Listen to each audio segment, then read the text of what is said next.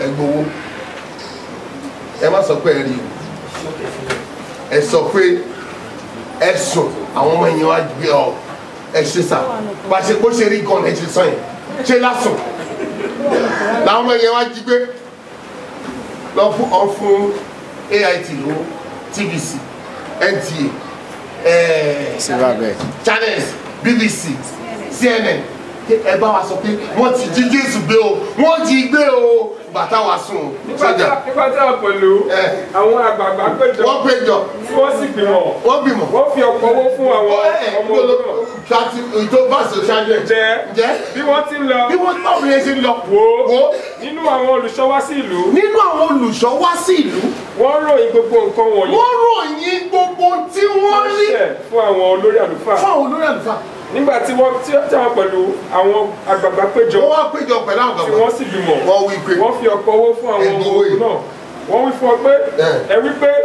àwọn ọmọ yìí rẹ̀ wá ní òru ẹ lọ sọ pé wọ́n wá lóru wọ́n sì jí gbé lọ nígbà tí ẹ wá sùn. ẹ gbọ́dọ̀ sọ pé ó jíǹde o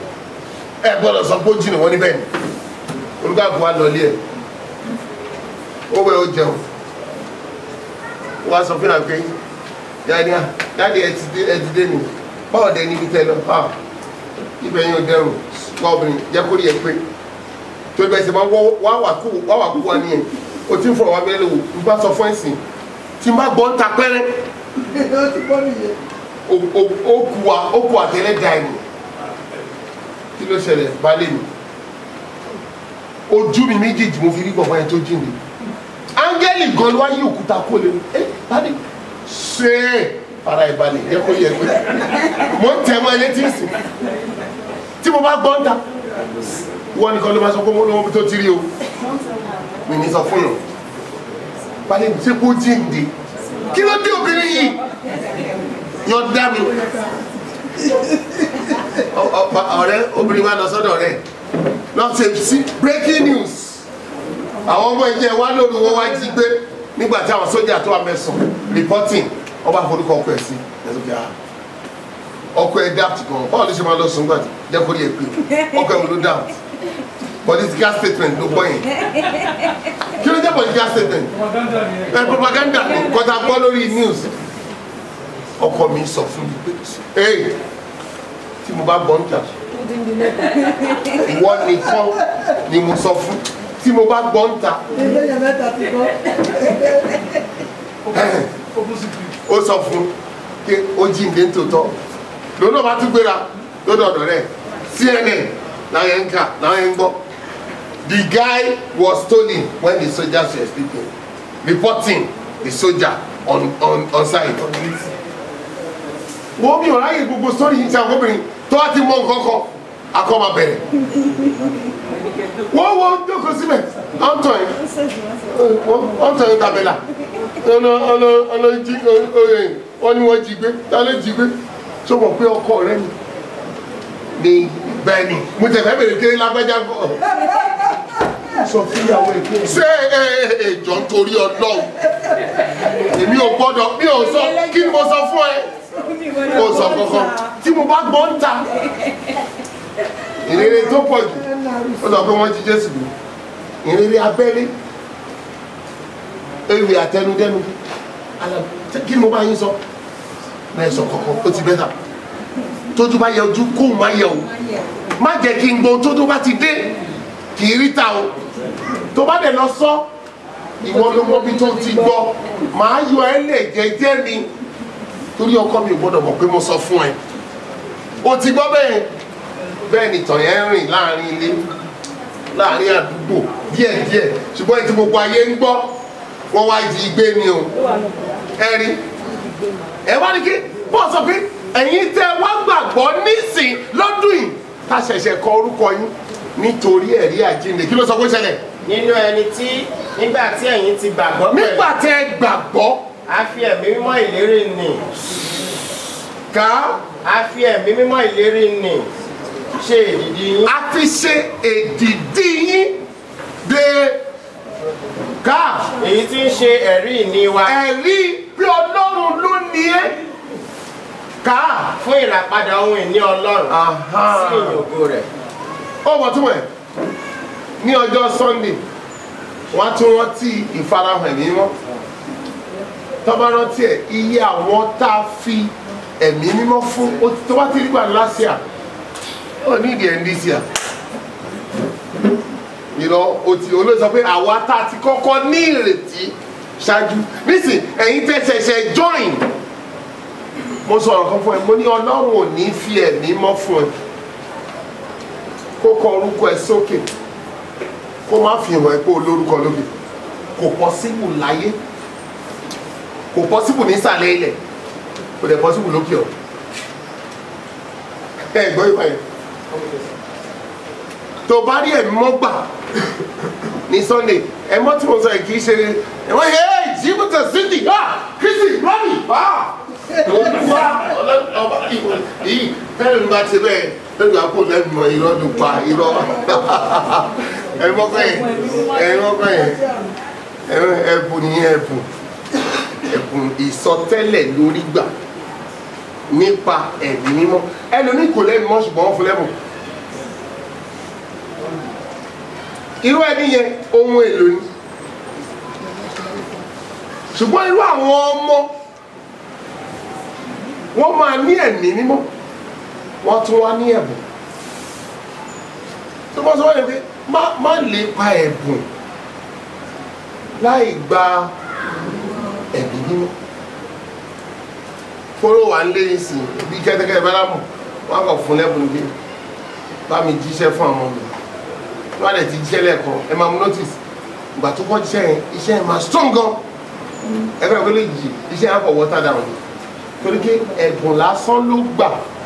tẹ̀lé ní arákùnrin o arábìnrin o ti gbẹ mímọ́ mẹ́ta lórí yẹn o. Mò ń bọ̀ ẹ̀mọ́ mẹ́ta lórí yẹn ẹyọ kan lẹ́mọ̀. Arákùnrin o arábìnrin o ti gbẹ mímọ́ bí láìsí ẹ̀mí òfo lè nìyàn èrè Jésù ni ó fọwọ́. Arábìnrin tí ń jẹ́ Maria ìyá olùgbàlà wa ṣílẹ̀kùn àánú sílẹ̀ fún wa káwa lérí ògo rẹ̀. Aleluya fún Jésù mímọ́ tòun sọ̀kalẹ̀ wa. Aleluya fún Jésù mímọ́ tòun sọ̀kalẹ̀ wa. Báyìí fún wa nìyẹn. Wọ́n fún wa nígbà ọ̀tọ̀ọ̀tọ̀ ó dàbí gbóhùn mi àti stanza 2 ẹ̀. Papa ló ní gbóhùn mi, bàbá náà ló ní stanza 2. Ẹ̀mọ́ ló ṣe bẹ́ẹ̀. Ẹ̀rí Ọlọ́run gbọ́ngàn. Wọ́n ní ọmọ pé wọlé wa ṣọ́ọ̀ṣì. Wọ́n ní ṣe ti gbẹ̀mí mọ́. Ó mi gbé gbogbo wa la gbọ́dọ̀ gba ẹ̀mí mọ́. Torí bá mi tún Lazarus tó ka ẹ̀ka. Ó ní òun ní. Èyí tí ń ṣe ẹ̀rí ìní wa. Ẹ̀rí ìní wa fún ìràpadà ohun ìní Ọlọ́run sí ìyìn ògo rẹ̀. Ká ẹ tó tẹ̀lé ètò ṣáájú ẹ̀. Nínú ẹni tí ẹ̀yin pẹ̀lú nígbà tí ẹ̀yin ti gbọ́ ọ̀rọ̀ òtítọ́ ni. Ẹ gbọ́ ohun àkọ́kọ́ tó lè fi tó ọmọ ẹ̀dọ́dọ̀ yìí mọ́ ọ̀rọ̀ òtítọ́ ni tí ṣe ìyìnrere ìgbàlà ọkàn ẹ. Nínú ẹni tí nígbà tí ẹ̀yin ti gbàgbọ́ tó bá wá gbàgbọ́ nínú ẹ̀ láti rìn nípa ẹ̀. A fi ẹ̀mí mímọ́ ìlérí nì ṣe ìdìdí yín. Bó gbàgbọ́ ló ṣe jogún ẹ̀mí mọ́ ẹ máa fi ṣe síìl ẹ̀wọ́n tó pè é síìl. Tí síìl bá wà lórí nǹkan kan báyìí kò ṣe change. Any alteration in that thing invalidates the whole thing. Nothing must be altered in your life when you are sealed. Wọ́n ti sọ pé ẹni àti fi ẹ̀mí mọ́ sí jẹ́ ìlọ́kọ̀ orúkọ ẹ̀ sókè. Bash kilowatt. Bash kilowatt. Orí iṣẹ́ ńlá ni ìrìn àjò ńlá ni ìrìn àjò ẹgbẹ́ mi ò bá yín sọ ẹ̀mọ́ gbà tí o bá dé owó kan inú ìyẹn kọ́ mọ́ sọ mo fẹ́ fi ẹ̀mí mímọ́ hàn ẹ̀ pẹ̀lú ọ̀pọ̀ ju yìí Kristi Jésù bàbá ẹ̀mọ́ jù yẹn. Èdìdí ni ẹ̀mí mímọ́ ta fi sàmì sí àwọn ó wá pè ní kíni kàtọ́ wá ní. Èyí tí ń ṣe ẹ̀rí ìní wa. Ẹ̀rí the test bábí ka English ẹ̀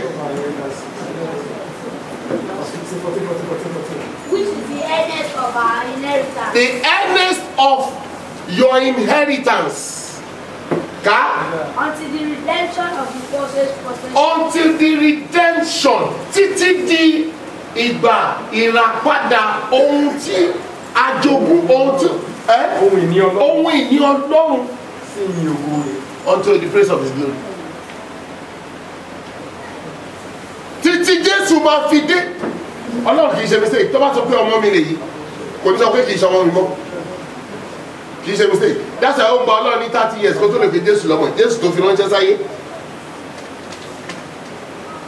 Jésù ní ṣé ẹ fẹ́ sọ fún ẹni tí Ọlọ́run tó yà sí mọ́ tó sì rán sí ayé, ẹ fẹ́ sọ pé ó ń sọ blasphemy. Ẹ̀rí ó gba Ọlọ́run ní 30 years. Ó wá ṣe ìdánwò fún Jésù. Kó tó lè la inú ẹ sọ pé ìwọ lọmọ mi, èyí láyà fẹ́ ọmọ mi, kó tó sọ bẹ́ẹ̀. Jésù ní 12 years ó jókòó temple, ó wà ṣèyí àti bàbá wọn sókè. Ẹ̀yin kò mọ̀ pé mi gbọ́dọ̀ wà ní iṣẹ́ bàbá mi. Ó disgrace Joseph. Ìwọ kì í ṣe bàbá mi, kápẹ́ntà ni wọ́n. Gẹ́rà ìwásí ni bàbá mi, ọ̀rọ̀ Ọlọ́run yìí, ọ̀rọ̀ yìí ni bàbá mi ní. Ó yọ Joseph kó lu bàbá ẹ̀. Ìjẹ́ ilẹ̀ gbọ́ sórí Joseph last lórí ọ̀rọ̀ Jésù. So ní bàbá yẹ́ ti sọ fún mi kọ́ mo bí ẹ òkè mo ti gbọ́ yẹn ayọ̀ǹda ẹ̀ kí wọ́n bá tiẹ̀ lọ. Ó ń fẹ́ náà ní bàbá ẹ̀ Ọlọ́run ògbó kò wú gbà tó pé 30 years ibi ìdánwò ṣó máa gbéraga àbó máa tẹ̀lé ọ̀rọ̀ mi sábẹ́ ọmọ mi ń sìn ẹlòmíì torí pé ó jẹ́ ọmọ olùṣọ́ àbí ọmọ founder àbí ọmọ pastor àbí ọmọ kíkà wọ́n lè sọ pé tàbá ti mú wọ church ẹ gbọ́dọ̀ fọ́ ọkùn mi kẹlẹ̀ ṣe sáà gbélébù ó kàn lè jẹ́ nànà kókò wọlé mọ̀ mi tó wá fọ́nì sí oníbòdì òní sọ pé padà kí lè máa sọ ọmọ pastor ni bàtí gbogbo èèyàn àwọn oníbòdì obìnrin wọ́n rí tí gbogbo èèyàn tó pẹ̀yìn tí wọ́n lé wọn padà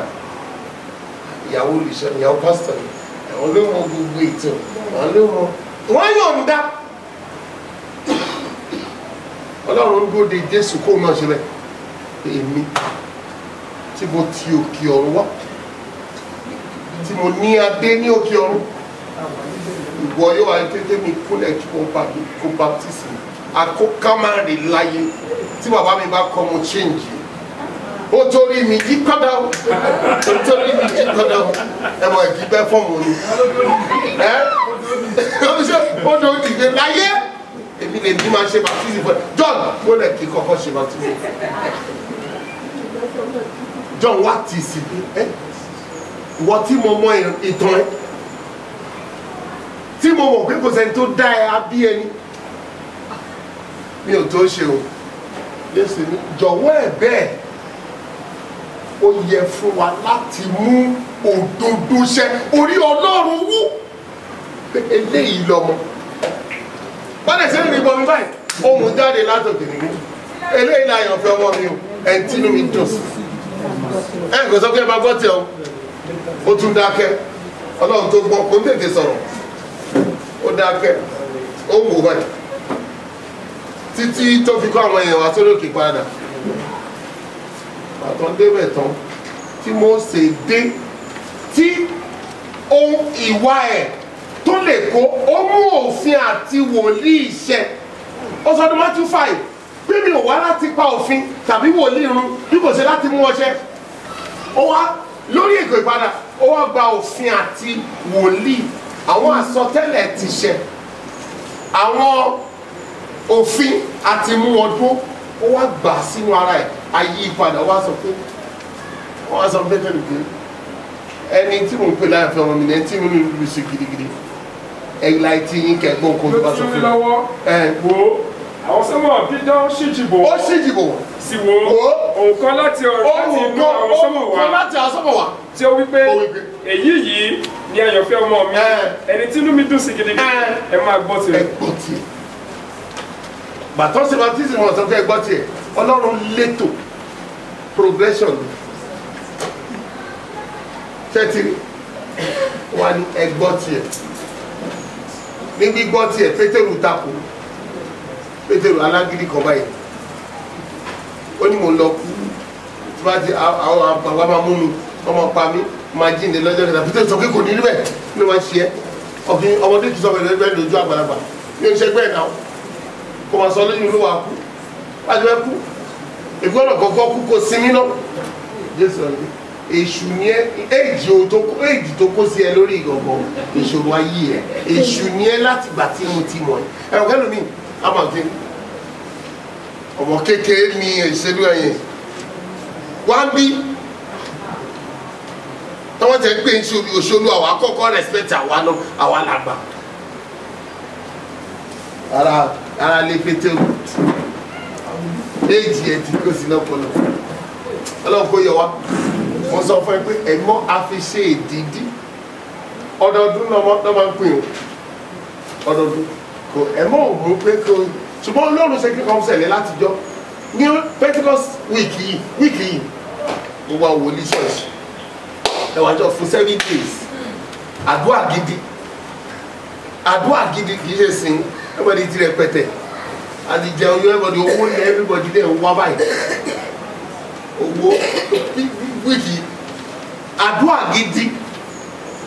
mi sọ pé ṣòro àdúrà gidi láti ya ara wọn símọ́ láti ya Ọlọ́run símọ́ pé Olúwa ṣàánú fún wa ní àwọn titun tún agbára ohun tí wá ṣe fún wa ní titun tó àwọn àdìsọ́ lè báyìí ẹ̀mí á ya pa ṣọ́ọ̀ṣì ohun tí àwa fi kékeré wa mọ̀ ní tábìdàgbà ní ọ̀hún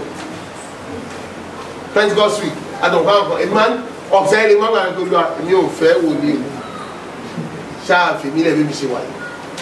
máa ń tètè yọra mi àtijọ́ wòlíì kò pé èmi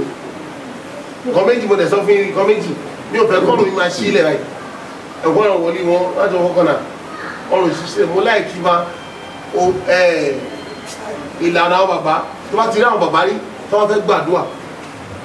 wọ́n lè jókòó báyìí kó máa jẹun kó máa ṣeré tó á dìgbò ògo ni fún bàbá ògo ni fún ọmọ ògo ni fún ẹ̀mí mímọ́ yóò tó aláǹtẹ̀ tí kò ṣe bẹ́ẹ̀ ní ìsinsìnyí bẹ́ẹ̀ ní oṣù parí ní ìgbà gbogbo ayé ìpẹ̀kọ̀ àwọn ìṣẹ́kọ̀ọ́gbà ọ̀gbọ́n wa jẹ́ wòlíì ẹ̀fẹ̀ ìṣẹ́ Jehova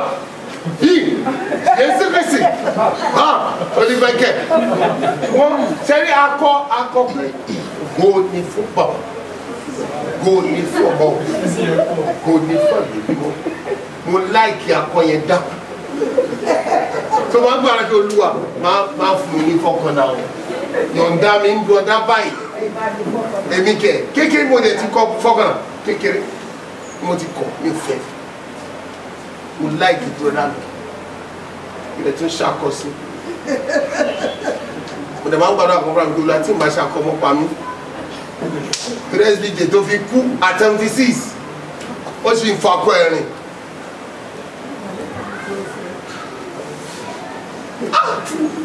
tí n bá ṣakọ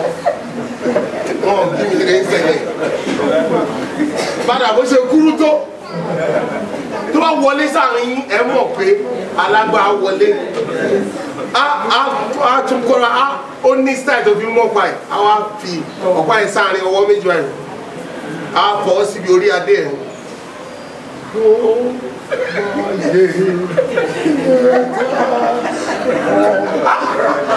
ó wá ní dénú àṣà akọ brọdá mi lásán ó tún akọ hallelujah èdìdí Ọlọ́run lórí ayé ẹ̀ kò ní ṣe gbogbo àwa tí ipa ayé èdìdí yẹn ló mú wa yẹ kò sẹ́ni tó tó kò sí gbogbo àkọsílẹ̀ tí Paul kọ́lẹ̀ nígbà ẹ̀ kì í ṣe pé a tó láti sọ pé a jẹ́ nǹkan bí a fún ara wa tító wa ó ló ti ọ̀dọ̀ Ọlọ́run wá ó ṣe wá ní ìránṣẹ́ májẹ̀mú titun nítorí ó fi èdìdí ẹ̀ sínú wa ni èdìdí tó máa mú ẹyẹ ní ìrìn àjò ayé ẹ̀ láti ọdún yìí lọ lábẹ́ orí ọ̀fẹ́ ọ̀rọ̀ tó gbọ́ èyí tó bá ti ń gbàgbọ́ Olúwa yóò fi sí ẹ lára. Ètò wa tóbi jù èdìdí àti yẹ ó dáa púpọ̀ ṣùgbọ́n àti lè dúró ní òpin ló ṣe pàtàkì. Èmi yóò sìn ọ́ tó bá ti fọ́ ẹ lórí ọ̀fẹ́ àti ṣe dópin wọ́n ti já ni iṣẹ́ ìdìdí gbà díẹ̀ ṣíwọ́ ìdìdí láti ṣe títí ní òpin tó fi ní ṣubú tàbí dá ìpinnu lójijì láti ọdún yìí lọ nípa ẹ̀mí ìgbọ́ràn Olúwa kó fi ṣe lára ayọ̀ Kristi yóò máa bá a gbé lórúkọ Jésù.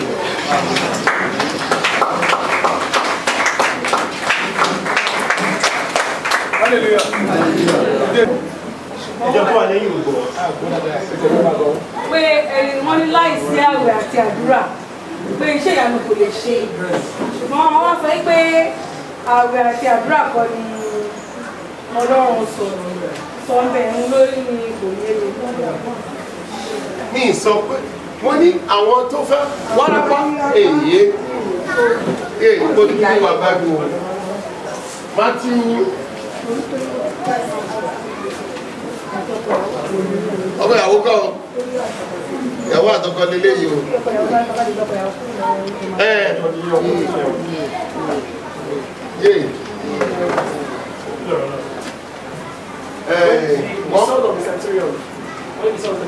wọ́n mú ọmọ yẹn wá bá pé ó ní wárápá lámátí wọ́n bínú sí mi mọ̀ wá bùkún pọ̀ o ìdánwò fún mi nígbà tí mo ń sọ̀rọ̀ ni mo ní o nínú ìtàn yẹn ọkùnrin kan gbé ọmọ ẹ bá mi wá ọkùnrin kan gbé ọmọ ẹ bá Jésù pé kò bá Jésù lé ọba ọmọ yẹn ẹ wò sàn ọmọ yẹn ní wárápá ẹ̀mí yẹn máa ń nà tọ̀tọ̀ báyìí àwọn yẹn tíráì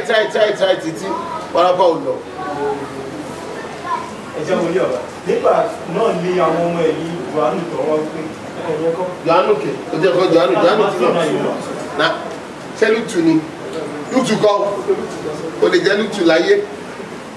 ẹ̀ẹ́dẹ̀ ṣáà pé àwọn ọmọ ilé ìyàwó á lè gbà wọ́n. ìyẹn kọ́ ìyẹn tiẹ̀ kọ́ àwọn pàtó yẹn wá sọ pé àwa ń gbàwẹ̀ àwọn Farisí ń gbàwẹ̀ àti àwọn Jòhánù ń gbàwẹ̀ nìyẹn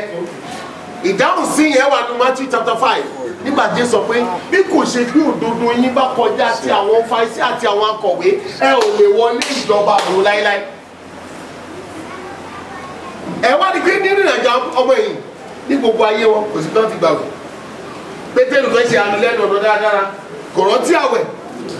wákàtí àdúrà dìde kó ra ẹ̀kọ́ mi tó wà. Matthew kini. Jésù wí fún un pé bí wọ́n bá fẹ́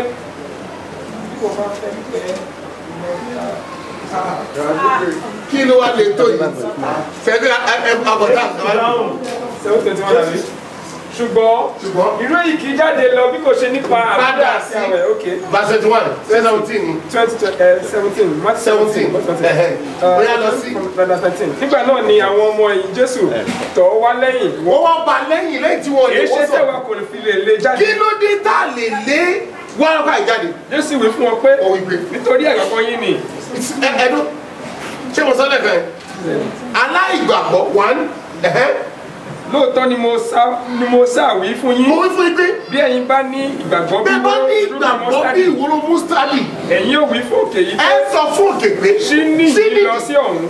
yóò sì ṣí. kò sí nǹkan tí ẹ kì yóò lè ṣe. kò sí nǹkan bí ẹ bá ti gbàgbọ́. ṣẹ́tìrì. ṣùgbọ́n irú èyí kì í jáde lọ bí kò ṣe nípa àdúrà tí a. irú èyí kì í jáde fún aláìgbàgbọ́ bí kò ṣe nípa àdúrà àti àwẹ̀ tó ti yẹn. wọ́n ti wá sí àwọn yẹn nìyẹn bí Jésù sọ nìyẹn pé aláìgbàgbọ́ ni ẹ tí ò gbàgbọ́ tó wà lóun fẹ́ gbàdá àgbà méje o wọ́n tó síbẹ̀ olùkọ́ àfọ̀fẹ́ mọ́ wọ́n rí wèrè gidi tán dè ní irin. Jésù náà ó wí pé irọ́ aláìgbàgbọ́. èrò aláìgbàgbọ́ àti alárekereke. Èmi ó ti bá yín gbé pẹ́ tó. èmi ó ti bá yín gbé pẹ́ tó. Èmi ó sì ti mú sùúrù yín. báwo ni màá ti mú sùúrù fún yín tó pẹ́ tó. ká Bí ọmọ náà tọ̀ mí wá ní. ẹgbẹ́ ọmọ yẹn wá ẹgbẹ́ lọ tó fún ọ. aláìgbàgbọ́ àti alárekereke. bàbá yìí sọ pé kò lè wọ́ ọmọ adẹ̀ ti gbé ọmọ wá fún ọmọ òwò sàn. ó ní disgrace lẹ́yìn torí àìgbàgbọ́ àti àrékérekè yín bí ọmọ ẹ wá fún mi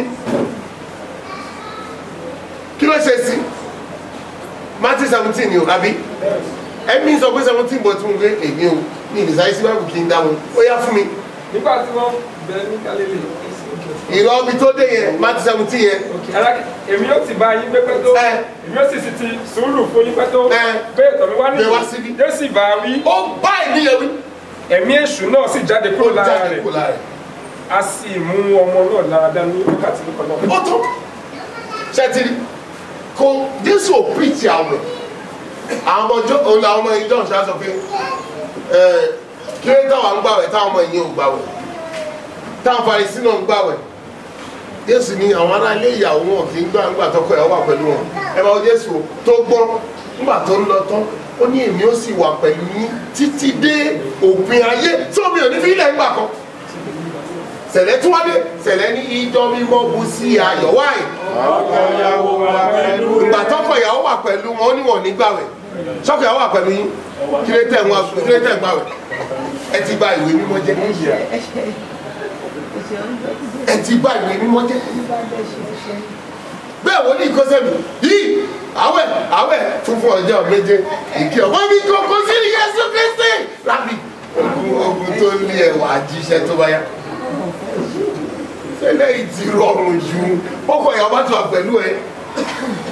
ayọ̀ ní tirẹ̀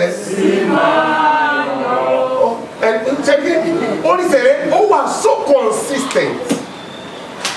àti ìdánwò bá dé kẹ́ máa yọ wáì yọ torí tí ọkọ ìyàwó wà pẹ̀lú ẹ̀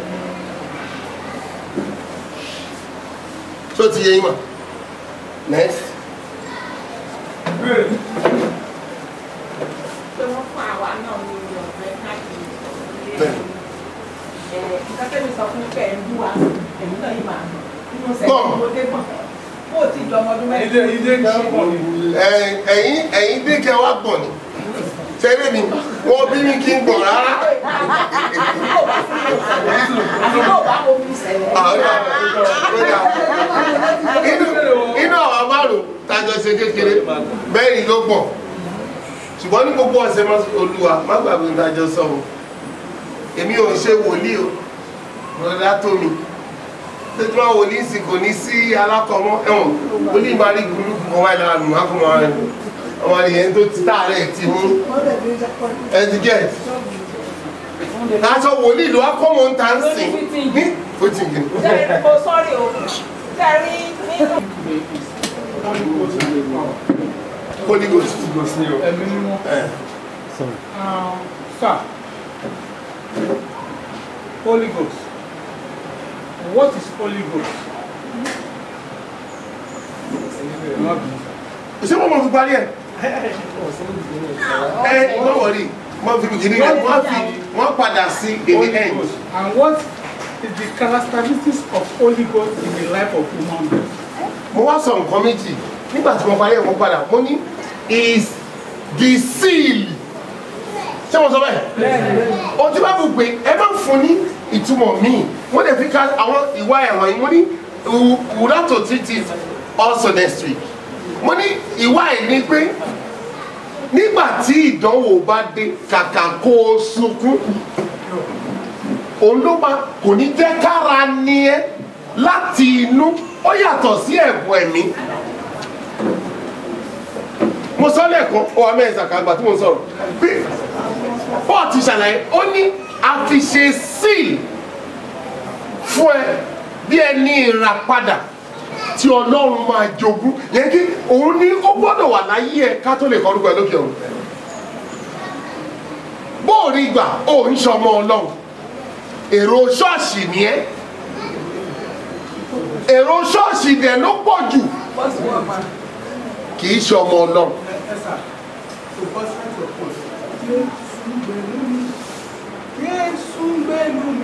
Ẹ̀mí mímọ́ ló sọ fún mi.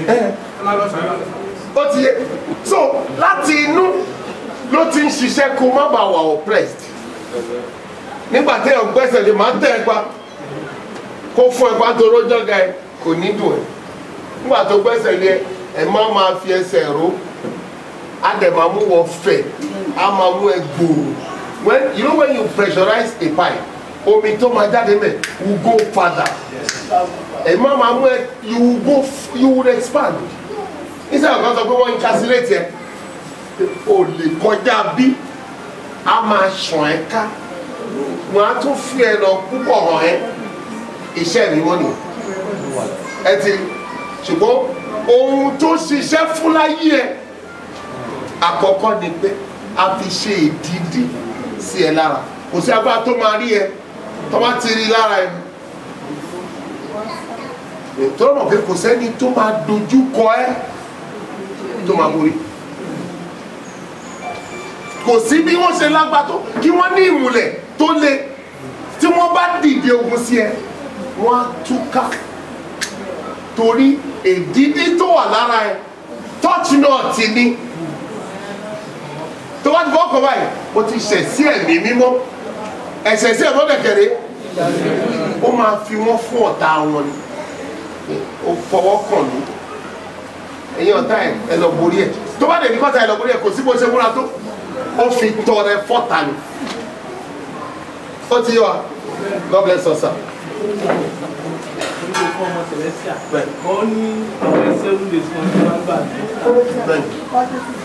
Àwọn ìyẹn nìkan ni Ọlọ́run fún àti Júù àti gbogbo onígbàgbọ́ ìtọ́fin gba 40 days àwọn olóhùn tó ti rí ní ọjọ́ méje ni ìwọ wà ní àwọn yẹn pọ́wọ́ sọ ni ìwọ jẹ àkàrà aláìwú kì í ṣe pé ò ní jẹun ni ìwọ jẹ ó rí bí wàá jẹun kankan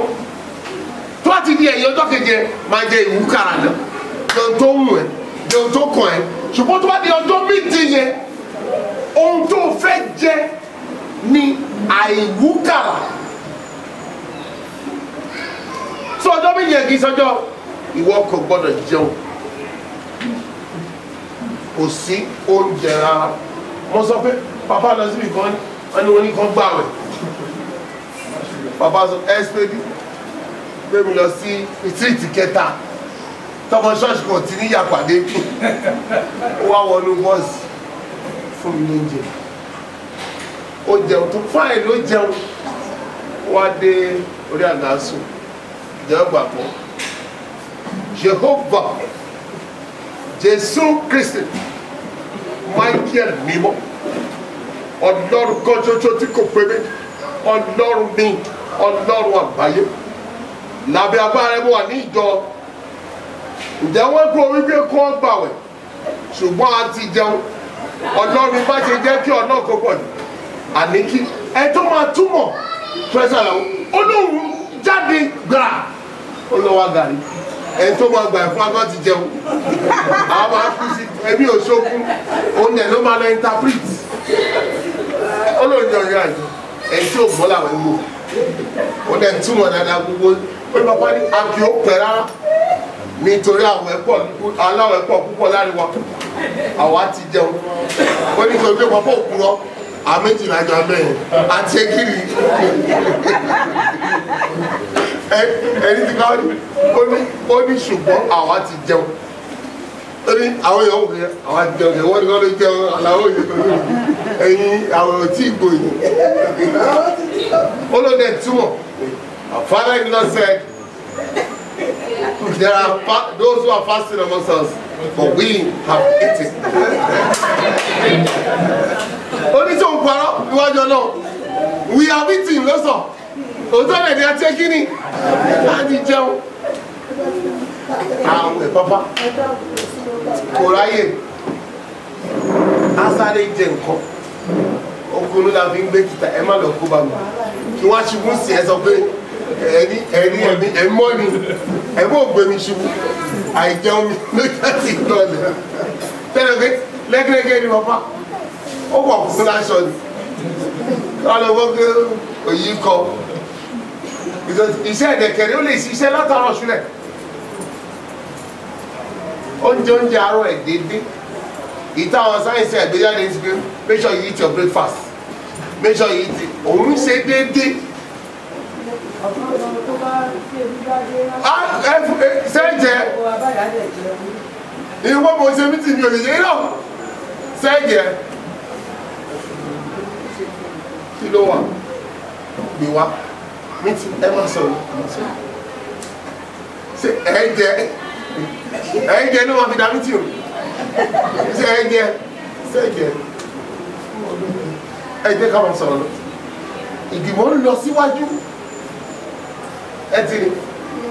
àwẹ̀ ọkọ ìyàwó wà pẹ̀lú ẹ̀ Jésù nígbà tọkọ ìyàwó wà pẹ̀lú wọn nígbà wọn ó lè sọ ọmọ yẹn pé èmi ó wà pẹ̀lú títí ní òpin ayé ó wá sọ́mùsẹ̀ lẹ́kẹ́ ìjọ mímọ́ bú sí àyè ọkọ ìyàwó so you are not licensed to fast when you be ó sọ fún mi nítorí àìgbàgbọ́ yín ṣé bẹ́ẹ̀ ni tí wọ́n bá ti gbàgbọ́ say one thing wọ́n dáhùn látòkè kìkì pé kó kọ́kọ́ gba ìdídí yẹn bó o bá ní sọ anything nípa ìgbàgbọ́ irọ́ ló pa kò ní ṣe kò sóhun tó sọ bí ìdídí yẹn ò bá sí àní ẹ̀mí nínú kò lè wúlò ó gbọ́ sẹ́ láìsí ẹ̀mí òfò lè nìyàn kì í ṣe pé èèyàn ti kú ohun tó sọ ni pé kò sẹ́ni tó máa fọlá fún ohun ẹ̀ ohunkóhun tó bá sọ ó sọ lásán ohunkóhun tó ti ẹnu ẹ̀ jáde kò ní ní ìtumọ̀ nínú ẹ̀mí olóòtí lọ́pọ̀ ṣe ń gbàdúrà ó fi ìṣòro kún ó fi àwẹ̀ kún ohun tó ti torí ẹ̀ gbàdúrà bàbá mo fẹ́ gba kọ́ńtàtì yẹn ó fẹ́ bàbá mo fẹ́ ṣe kíní mo fẹ́ ṣe kíní kan ó fẹ́ torí pé a ò ká ohun ẹ̀ sí níwájú ọlọ kò sí èdìdí yẹn bẹ̀ tó bá bẹ̀ tó bá ṣi ọ̀rọ̀ sọ tí èdìdí yẹn bá lára ẹ̀mí mọ́ tó bá sọ pé wọ́n ní kọ́ lọ́wọ́ fọ́ ẹ lójú kọ́ wọ́n ní ìwọlé méjì wọ́n fọ́ lójú yẹn bọ́ọ̀ ṣe pàdé ẹnìkan ẹni nígbà tí wọ́n fẹ́ sọ̀rọ̀ ẹwọ́ ìsọ Acts Apostles 13 láti verse 9 ṣùgbọ́n Sọ́ọ̀lù tí a ń pè ní Paul ó kún fún ẹ̀mí mímọ́ the first thing kò tó lè sọ̀rọ̀ ó kún fún ẹ̀mí mímọ́ ó sì tẹ́jú mọ́ ó sì wí pé ìwọ tí o kún fún àrẹ kéréje gbogbo àti fún ìwà ìkà gbogbo ìwọ ọmọ èṣù ìwọ ọ̀tá òdodo gbogbo ìwọ kì yóò dẹ́kun àti yí ọ̀nà òtítọ́ olúwapò jẹ́ nísinsìnyí wo ọwọ́ olúwa ń bẹ lára ọwọ́ lọ́wọ́ lára wà fọ́jú ìwọ kì yóò rí ọ̀ ní ríran ní sáà kan wọ́n ọ̀kọ̀gbà tó lajú tẹ́ mo bá ti bà nǹkan jẹ́ òbàjẹ́ tọ́pá wọn rẹ̀ nígbà Pétérù fẹ́ padà náà sàṣàfihàn ẹ̀gbọ́n tó lónìí kí ló dé tẹ̀kẹ̀ Sátánì kún ọkàn yín láti ṣèké sí ẹ̀mí mímọ́ ṣó sọ pé ẹ̀yọ́ kù bí ẹ̀gbọ́n ṣe gbọ́ pé wọ́n ṣèké sóhun ó bẹ́gi fún ọ bẹ́ẹ̀ ni kì í pẹ́ ẹ̀gbọ́n gbà wọ̀ sí ẹnikẹ́ni fẹ́ ṣe ẹni wọ̀sí ó ní kò gbà kí ẹnikẹ́ni ṣe wọ́n ní ìwọ̀sí ó ń bá àwọn ọba wí nítorí wọn ó ní ẹ ò gbọdọ̀ fọwọ́ kan èdìdí ló wà lára ẹ̀ tàbí ẹ̀ sọ́nà. Pétérù sì fún un pé èyí ṣe tí ẹ̀yin fohùn ṣọ̀kan láti dán ẹ̀mí Olúwa wò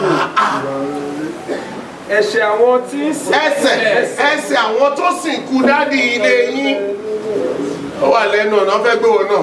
tó bá ti rẹ́dì kó kúkú ẹ̀ ẹ̀ mọ̀ jẹ́ kó gbọ́ rẹ̀ tán ó gbúgbú ó túbú ló kú ni wọ́n lè gbé jáde wọ́n sin sẹ́yìn lọ́pọ̀ ẹ̀ mọ́ kì í ṣe ohun tá à ń ṣe tá à ń irọ́ tó bá ti gbà ohun ẹ̀ là kọ́kọ́ tó fẹ́ ṣiṣẹ́ lórí ẹ̀ tó bá sọ nǹkan báyìí à fìdí ẹ̀ múlẹ̀ láyé à fìdí ẹ̀ yẹn Jésù sọ fún Pétérù pé nǹkan tó bá ti tú láyé à lọ tú lọ́run nǹkan tó bá ti dè láyé à lọ ẹ̀gbọ́n Jésù fi kọ́kọ́rọ́ ìjọba ọ̀run fún èèyàn kan ẹni tó fi fún wọn ò kì í gbàgbọ́ Pétérù ṣùgbọ́n torí ìjọ kan tó sọ̀rọ̀ láti ọ̀dọ̀ Ọlọ́run wá ó ní ìwọ ni Pétérù máa fi kọ́kọ́rọ́ ìjọba ọ̀run fún ẹ láti ní ohun tó bá ti tú a máa tú kò lóhun tí gbogbo ẹ̀yin ìsábì bá ti tú o ohun tí ń wọ tó bá ti tú a tú ohun tó bá dẹ̀ ti dè àti dè ní ẹ̀ lọ́rùn. Símọ́nì Pétérù dáhùn wípé Kristi ọmọ Ọlọ́run alààyè ni wọ́n ń ṣe. Jésù sì dáhùn sí wí fún pé alábùkún fún ni ìwọ Símọ́nì ọmọ Jónà kì í ṣe ẹran ara rẹ ẹran ara àti ẹ̀jẹ̀ ni ó ṣàfi èyí hàn ṣùgbọ́n bàbá tí ń bẹ ní ọ̀run. Èmi sì wí fún ọ pẹ̀lú pé ìwọ ni Pétérù orí àpáta ènìyàn yóò sì kọ́ ìjọ mi lé ẹnu ọ̀nà ìkòkò kí ó borí ẹ̀ èmi yóò sì fún ọ ní kọ́kọ́rọ́ ìjọba ọ̀run. ọ̀rọ̀ tó tóbi jù nìyẹn kí ẹ̀kọ́ tó lè wá sọ́dọ̀ àwa kèfè ó gba kí Ọlọ́run sọ pé Pétérù pa kó jẹ ọwọ́ ẹni kọ́kọ́rọ́ wà ó yẹ kẹ́ mọ́ lè jálẹ̀ kókó wọlé ṣùgbọ́n rárá o Pétérù pa kó jẹ ó ní rárá mi ò ṣe wàá ṣe by force ó fẹ́ ṣe inú ẹ̀mí wàá ṣe inú ara nìṣó ní ọ̀dọ̀ Cornelius níjọba ó dẹ̀ débẹ̀ báwo ni bó ṣe ń sọ̀rọ̀ lọ ẹ̀mí mọ́ wọlé sáàrin àwọn kèfè ṣẹ́rí kọ́kọ́rọ́ yẹn nìkan olóṣè àfẹ́yìn mọ́ ẹnìkan ló fún Pétérù ní ìgbà ìkẹyìn ó fún ọ̀ṣọ́fà ìwọ ni mo fún kí ni mo ń ṣe kí ni ẹlẹ́sìn òkùnṣẹ́ abẹ́ fi ń ṣakọ ó fún ọ̀ṣọ́fà Pétérù gòkè lọ sọ́run ó gbà lọ ẹ̀ bí lè wọ ọ̀ṣọ́fà ìwọ ìjọ ẹ̀mí lè yí ìwọ ni mo fún mo dúpẹ́ lọ́dọ̀ pé ọkùnrin yẹn rìnrìn yẹn tẹ̀mí tẹ̀lú ó fi ẹ̀mí tì dé òpin ká ló ṣe mistake láàrin ìrìn àjò ẹ fi sórí ilẹ̀ kò sí bóyá tóbi tó ìjọ yìí ó máa yẹpẹrẹ ẹ̀mí á ti lọ láàrin wa ṣùgbọ́n ó fi ẹ̀mí tì kọ́kọ́ ẹ̀ ń burú ó gbọ́dọ̀ sí í ṣe òun ló ṣòro jù ó lọ ọlẹ́gbẹ́ ọkọ̀ ìgbàlà ìkẹyìn ẹni tí kò wọlé yóò rì sínú ibú omi ọkọ̀ yìí ló ìjọ yìí ni yóò wẹ ayé mọ́ òun nìkan ló ní kọ́kọ́rọ́ sí ọ̀run mo mú orí áfíríkà wá fún yín bí oníṣẹ́mẹ̀s wọ́n sọ pé sẹ̀lẹ̀ wà láyé sẹ̀lẹ̀ wà lọ́run ẹ̀yin ọmọ sẹ̀lẹ̀ dáhùn wá sí kò sí ìjọ lọ́run wọ́n ní bèrè kéjọ wo ló ti wá ṣọ́mọ lẹ́yìn ó tẹ̀ sọ̀rọ̀ ẹ̀ Anglican jọ west àti asfẹ́sì wọ́n kọ́ lórí wọ́n ní àbájẹ́ ká àwa mọ́ wọn láyé yìí àti lọ́run ẹ̀yin ọmọ sẹ̀lẹ̀ tó kà tó fún ní orí ọ̀fẹ́ ń bí ẹ bọ́ sílẹ̀ gáàsì wọ́n ní bèrè ìjọ wo ló ti ń bọ̀ lọ́run ìjọ wo ló ń fi baptismal certificate wá ìtẹ ẹ̀yin ò ṣe ronú pé kí lè fi baptismal certificate ti kú fún wọ́n mọ̀ pé Jésù sọ pé ẹnikẹ́ni tó bá gbàgbọ́ tí a sì baptise yóò là ǹjẹ́ kọ́síọ̀ sọ pé kò sí baptism tó lè ṣe ní ìjọkíjọ tó bá jẹ́ ìjọ mímọ́ o gbọ́dọ̀ tún ṣe tó baptism tiwọn ó yàtọ̀ sí tiwa ìlànà ẹ̀mí ẹ gbogbo aláǹsí Jésù fi sórí ilẹ̀ Jésù sọ fún ọ̀ṣọ́fà pé mo ti rán ọ̀pọ̀lọpọ̀ kò tó dé gbogbo nígbà ìpọ́njú lọ máa ń kọ̀ mí sílẹ̀ wá lọ bá mi ṣùgbọ́n mo fẹ́ fi agbára wọ ìwọ Ebola dé oníkẹ́ má máa ṣèkì ara yín Ebola ẹ sì jẹ́ kìlọ̀ fún gbèsè lẹ ẹ máa ṣọ́ra láti bọ̀wọ́ SBD ordinary man ó ní ẹ ò gbọ́dọ̀ bọ̀wọ́ Ebola ló dẹ́rù wá gbogbo Nàìjíríà àti gbogbo ayé don't shake hands nígbà tí SBD sọ bí ohun ẹ̀mí don't try it ó ní wòlíì tó fẹ́ ṣọ́nà kó ṣọ́ra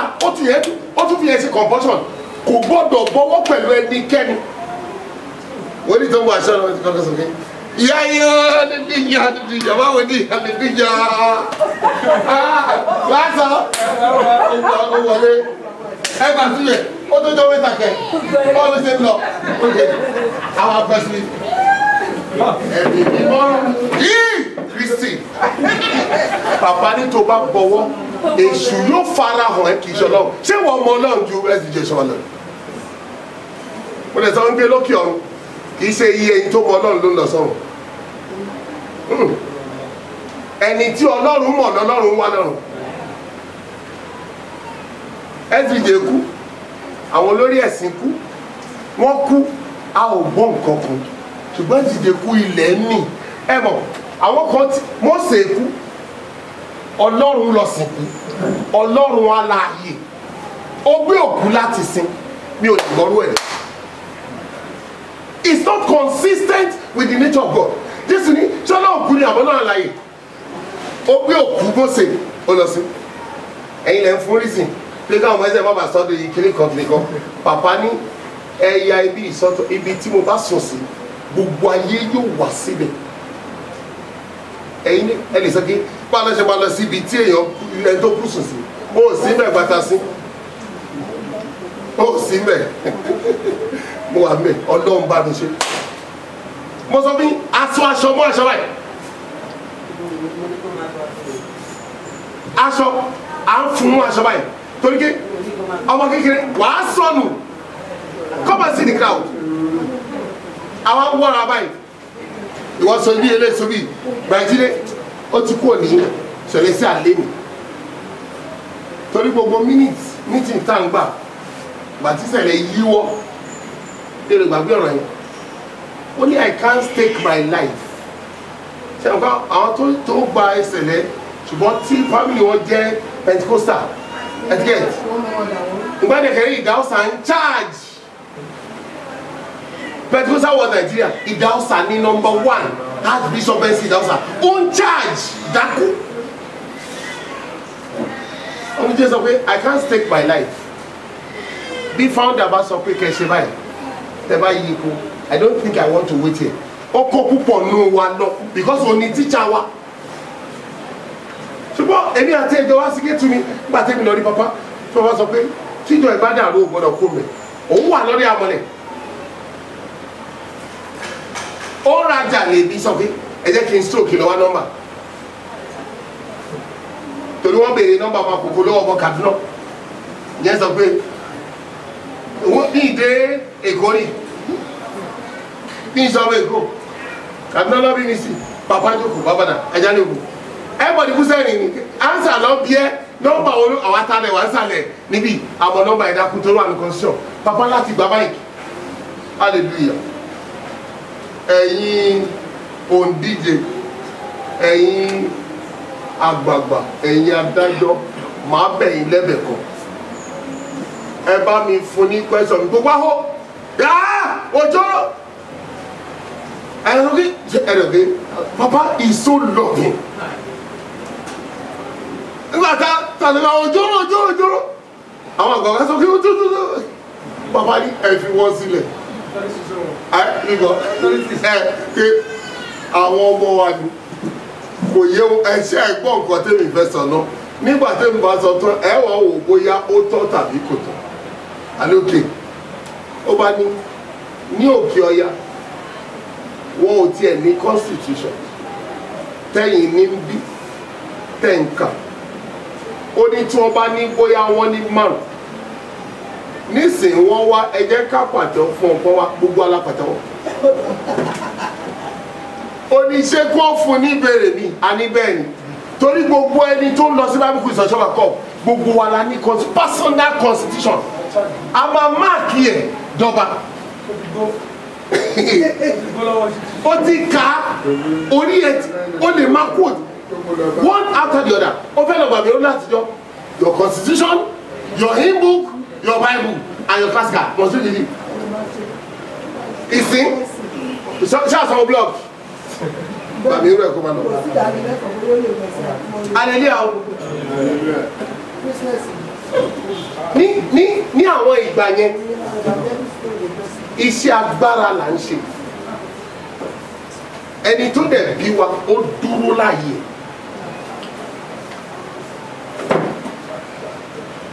nígbà tá a sìnkú ẹ̀ bó wa níbì ní pẹ̀lú ní bàtà sí dáúsà bó wa ń bì ní Uniben nígbà tí dáúsà kú bó wa ń bì ní nígbà tó ń sí dáúsà. I deliberately went ojú lọ you were there ẹni ẹ lọ́wọ́ abẹ ojú lọ massive SBD by 2:45 ojú ọjọ́ dúdú àrí òrùn àrí òṣùpá lẹ́gbẹ̀ẹ́ ara wọn láàrin òrùn àti òṣùpá ni iná kan ti tàn sórí kò tàn sórí wa kò tàn sórí anybody. àwa wà lẹ́yìn láàrin ilẹ̀ àánú ilẹ̀ yìí mọ́ lẹ́yìn sẹ́fọ́kà yìí ibẹ̀ lákọ̀ọ́dọ́ báyìí làwọn ò bẹ́ẹ̀ lè ní pa anybody ṣùgbọ́n ò lè jẹun torí o tó ń lọ yàtọ̀ ọmọ bó ṣe ń lọ torí next quiz wọ́n máa béèrè nípa details pàtàkì ìmọ̀lẹ̀ náà mi ò lè gbà pé Brazil sọ pé this is what happened in the book of Acts òun fún àìló sọ bẹ́ẹ̀ so when things change to follow what he left Brazil sọ pé I can't stake my life after I receive Christ. Mo bẹ̀rẹ̀ pé sọ mo ní but you receive Christ in Celestial Church only the foundation be destroyed what can the righteous do. So mi ò ní nǹkan tó wọ́n sọ pé wait ó sọ pé foundation is destroyed. Wọ́n ní bàbá sọ fún pé bàbá sọ fún pé ká máa kó wọ́n ní wọ́n lọ sọ fún ọ̀sọ̀fọ̀wà bọ́ọ̀lù lọ wá nọ́mbà.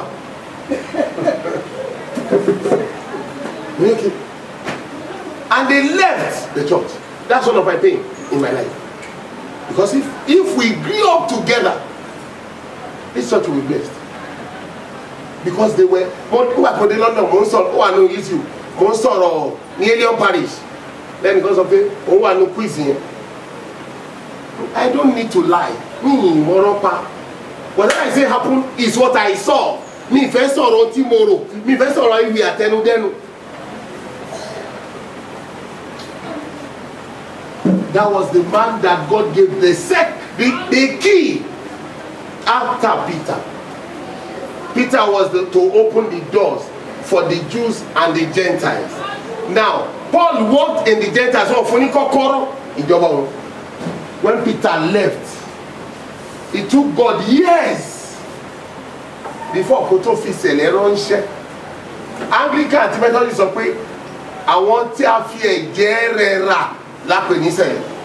Ṣẹlẹ̀ sọ pé nípa agbára ẹ̀jẹ̀ Jésù bàbá fi gbé kalẹ̀. Kí ṣẹlẹ̀ tó dé l'Anglican ti sọ.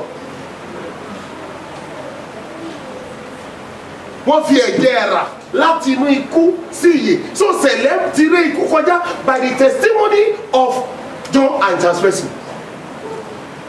Wọ́n kọ sí wọn pé àbájẹ́ ká àwa náà mọ́ wọn láyé yìí, but they fought this church. Methodist fought this church because when Papa ti jáde. Anglican fought this church. Baptist fought this church. But you know, Papa náà wá sún mi kan. Ó bá ṣe sọ yìí lájà ṣe. Àwọn Catholic wọ́n ní kó sọ òkúta. Nígbà tó bẹ̀rẹ̀ òkúta yìí, òkúta yẹn ga bíi rostrum tó fẹ́ lò. Ó ga bo rostrum. Papa dodge. Sábẹ́ olókùúta wọ́n ju òkú anyhow. Ẹ bá wọ́n SBJ. Nígbà tí wọ́n sọ òkúta tán tí òkúta ò sí mọ́. Ó wá jáde. Ẹ mọ̀ tó sọ. Ó ní Ọlọ́run mi sọ fún mi pé bí iye òkúta ti tó bẹ́ẹ̀ ni ìjọ mi yóò tó.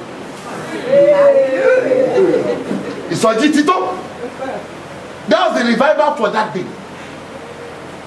Bí Ọlọ́run mi sọ fún mi pé bí iye òkúta tẹ sọ ètí tó bẹ́ẹ̀ ni ìjọ mi yóò tó. Ayọ̀ òbí wèrè là bọ̀bọ̀ yìí ti ya wèrè o. À ń sọ òkúta ká lè lè wọ́n máa ṣiṣẹ́. Ó tún á ní ìjọ ọmọ tó báyìí. Sí ìjọba tó báyìí gan ni bọ̀bọ̀ yìí wèrè ní à. The wisdom of God transcends every other understanding. Nígbà tó ń sọ lóko, wọ́n ń yọ̀, kò ní ṣe sọjí ń bí. Láíláí kò gbọ́dọ̀ ṣe, ẹ gbọ́dọ̀ gbà fún ni. Ó dẹ̀ dúró, àṣesọjí ti ń ṣe rẹ̀. àṣọ̀rọ̀ kan nìsọjí ní hallelujah olúwa ṣeun ọlọ́run sọ fún bẹ́ẹ̀ tí ń sọ̀kò náà pé mọ́ bẹ̀rù iye oko tí wọ́n sọ bẹ́ẹ̀ ni iye ẹ̀ka ìjọ ti wà ní wọ́n dẹ̀ sọ ó kún gẹ́gẹ́ kí lọ́lọ́run ò ṣe fún sẹ̀lẹ̀ ẹni tá a fi kọ́kọ́ ẹ̀ fún wa sọ pé báyìí ni kò sí ọlọ́run yẹn gbà ìwọ ti ka báìbù ti mọ̀ ọjọ́ ọlọ́run yẹn lọ jọ ẹni yẹn lọ ó ní kẹ́ ẹ máa sọ pé mímọ́ sí olúwa lẹ́yìn bá tún ṣí báìbù tí ọlọ́run kọ tójú òtítì ń sìn báìbù yìí ni pope sọ fún òun fẹ́ change ó ti outdated ta ló canonize báìbù kí sí àwọn pope ni ẹ máa tọ́ra yín ẹnìkan sọ pé ohun tí wà ti sínú báìbù òun ò bá bí ọ̀rọ̀ náà tí pope bá ti canonize báìbù tó yọ kù Amẹ́ríkà ayọ̀ England ayọ̀ tó ń bá yọ ẹgbọ́n náà kí Nàìjíríà ní ọjọ́ ìtìwò lẹ́yìn gbogbo àwọn pásọ̀ abẹ̀ sí lọ wọ́n máa ìsídàkẹ́ lọ gba ìwé tí pope bá ti gbé jáde àbí ṣùgbọ́n ṣẹlẹ̀ oh God blessed be the Lord of God, Lord of Celestial Church ọlọ́run ìjọ yìí ó tóbi kò dá nǹkan kọ́kọ́ ọ̀ṣọ́fà ní ẹni tó rán sọ pé òun ò gbọ́dọ̀ wọ́n ní kó dàpọ̀ mọ́ lẹ́yìn tó sọ lókúta tí ò gun wọ́n ní kó dàpọ̀ mọ́ ní kò lè àlè dàpọ̀ mọ́ra wa ó nítorí ẹ̀ ń lo oògùn ẹ̀ ń lo ìfúnpá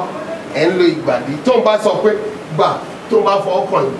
oògùn ara yín máa bàjẹ́ kó má di kó ń ba ṣe yín jẹ́ ẹ di ohun tẹ nímú a máa kíra wa ẹ pẹ̀lẹ́ o àkúṣe olúwa o òótọ́ dẹ̀ ni nísìnyí pàtó kú tán adi kan adi OAIC àwọn ló wá kọ́ wa bá ṣe ń lo oògùn ẹ̀yin ò mọ̀ pé Anglican ló gbé àwọn Anglican ló gbé ògbónidé ni ẹ wá ní ìṣẹ̀lẹ̀ ògbónidé sáwọ́ ṣèbí kàn ní tèmi kọ̀ọ̀kan náà ní gbogbo yín wá ìjọba náà gbọ́dọ̀ ṣe ṣùgbọ́n òfin yín àkọ́kọ́ ni pé anybody tó bá ń jẹ́ ọmọ sẹ́sẹ́ ẹ̀mí mímọ́ wípé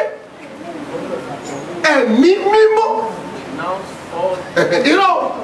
ẹ̀mí mímọ́ wípé kò gbọ́dọ̀ ṣàwó ṣe mọ́ yọ yín kú ẹ ò gbọ́dọ̀ dàpọ̀ mọ́ ká irọ́ ẹ fẹ́ dàpọ̀ ẹ dàpọ̀ mọ́ ẹ̀ẹ́sì ẹ bá pọ̀ mọ́ káàdì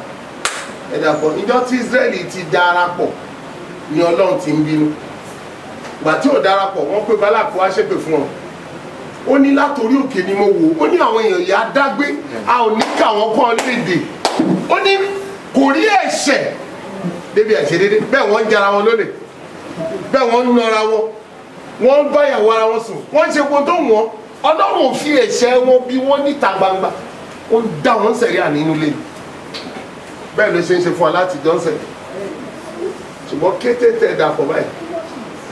ẹ̀rí káwọn tó dá arò ẹ̀ sílẹ̀ wọ́n sọ pé wọ́n ń ṣàwò ẹ̀yin tẹ̀ dàpọ̀ ariwo tí inú wa ń ta sẹ̀lẹ̀ ń ṣàwò sẹ̀lẹ̀ ń ṣògùn sẹ̀lẹ̀ ń ṣe àwọn tó ní gangan tó bẹ̀rẹ̀ tó gbé wá kò sẹ́ni tó gbọ́ orúkọ wọn ṣùgbọ́n ohun tí ò kàn yín tẹ̀ ń wá sẹ̀lẹ̀ fún constitution SBJ ọdún mẹ́rin náà fi constitution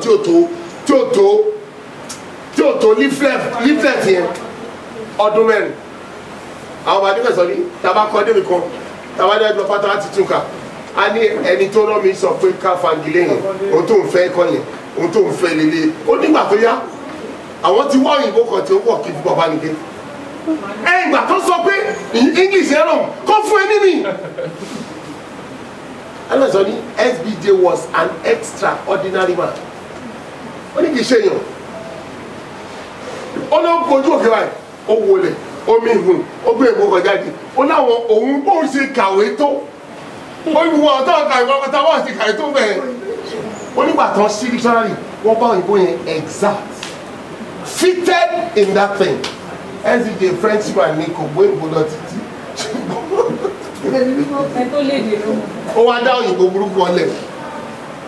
wọ́n pè ní anointment kò sí dictionary ìdẹ̀ọ́lá anointment exercise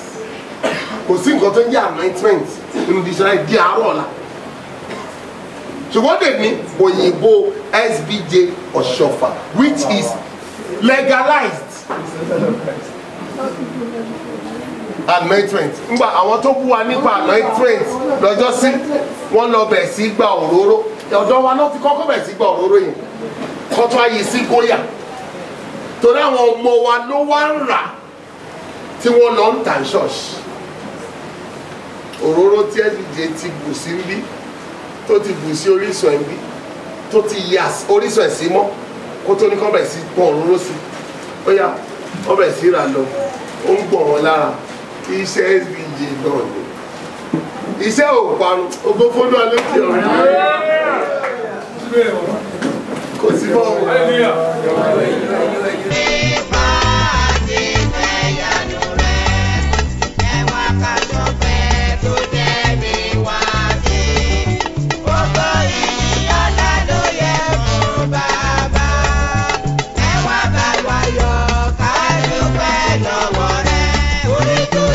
Fún ìwọ.